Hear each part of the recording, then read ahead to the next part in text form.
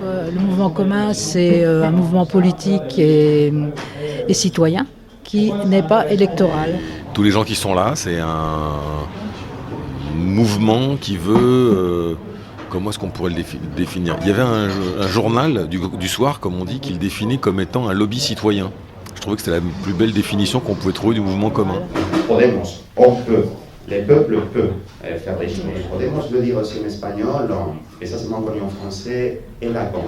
Élagon, c'est qui n'est pas nécessaire. Donc il faut effectivement élaguer beaucoup de choses de la vie politique et sociale espagnole et aussi française. Donc voilà un peu l'idée des Surtout que les partis politiques, souvent, les représentent plus, sont en décalage avec les aspirations de la société, sont en décalage aussi avec les aspirations de ce pourquoi on a voté. Si aujourd'hui il y a une crise à gauche, par exemple, c'est quand même parce que plein de gens ont voté pour quelque chose en 2012 et qu'il ne s'est pas exactement passé ça par la suite. Les partis politiques traditionnels, ils ne sont plus en mesure en Espagne, et il me semble qu'en France, c'est aussi le cas, ils ne sont plus en mesure de représenter ou de véhiculer non pas des intérêts, mais une volonté populaire. Je crois aussi que ça soit des formes politiques nouvelles, parce que c'est vraiment ça, je trouve, qui manque. On parle beaucoup de l'histoire de la 5e République, d'une 6e République, quelque chose comme ça, et je crois aussi que la politique, elle s'est quand même beaucoup enfermée dans ces schémas de réflexion, ces schémas de pensée, qui sont quand même les schémas de l'idéologie dominante pour aller vite. Mais il est plutôt horizontal, c'est-à-dire que le cœur, ce sont des forums locaux. Ces forums locaux éliront des représentants à un Parlement qui aujourd'hui n'existe pas parce qu'il n'y a pas suffisamment de forums locaux pour que ça ait un sens, mais c'est l'organisation est plutôt une organisation en réseau. C'est pas une organisation pyramidale. Il n'y a pas une fédération régionale, enfin départementale, régionale, etc. comme on peut voir dans des partis traditionnels. On sait que l'alternative, elle doit se construire non pas dans chaque pays seulement, mais aussi à échelle européenne.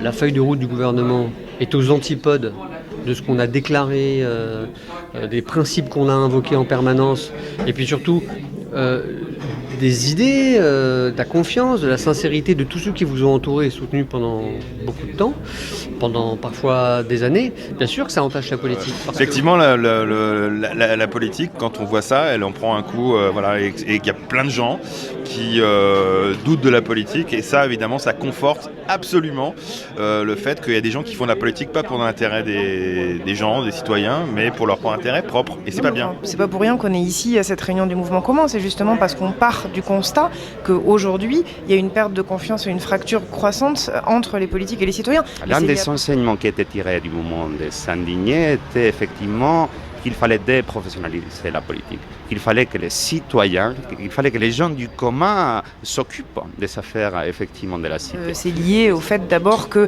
les politiques publiques aujourd'hui, elles ne sont pas efficaces pour améliorer la vie de nos concitoyens. On a beau dire qu'on fait plein de choses, on se rend bien compte qu'aujourd'hui, sur l'aspect de la lutte contre la précarité, sur l'aspect de la lutte contre les inégalités, sur l'aspect du logement, de l'emploi, etc., on n'arrive pas à peser sur la vie des gens. Donc du coup, ça pose la question de à quoi servent les politiques, les personnes politiques, mais aussi les politiques publiques. On va vous proposer de réfléchir par atelier pendant 1 heure, donc autour de 3 questions, donc à peu près 20 minutes par question. Une première sur les initiatives locales ou nationales qu'on connaît ou auxquelles on participe. Donc là, on en a vu un certain nombre, mais il y en a d'autres, donc n'hésitez pas à nous en faire part. Un deuxième sur comment on peut faire pour fédérer l'ensemble de ces initiatives, créer des synergies et voir éventuellement si on peut créer d'autres initiatives.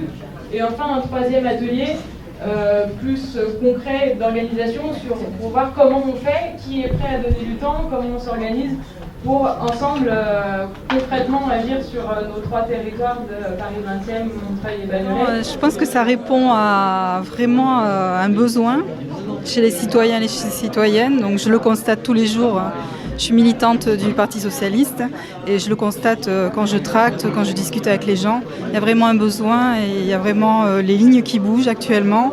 Et les citoyens français, les citoyennes françaises sont beaucoup plus matures politiquement qu'on le croit.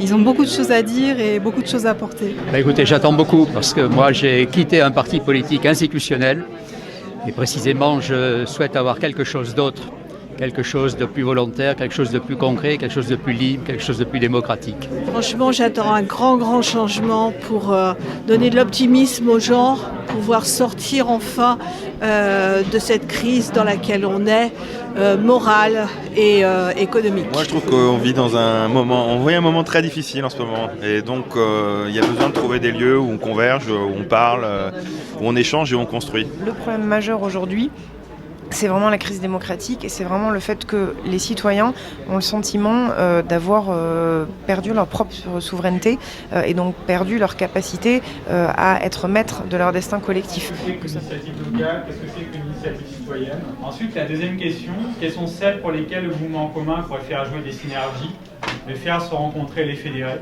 Quelles actions le mouvement commun peut initier? Les liens qu'on peut trouver, les liens qu'on peut mettre en place. Nous, en citoyens, il nous arrive d'avoir une idée, mais on ne sait pas trop comment la réaliser, on ne sait pas trop avec qui s'associer, avec qui le faire.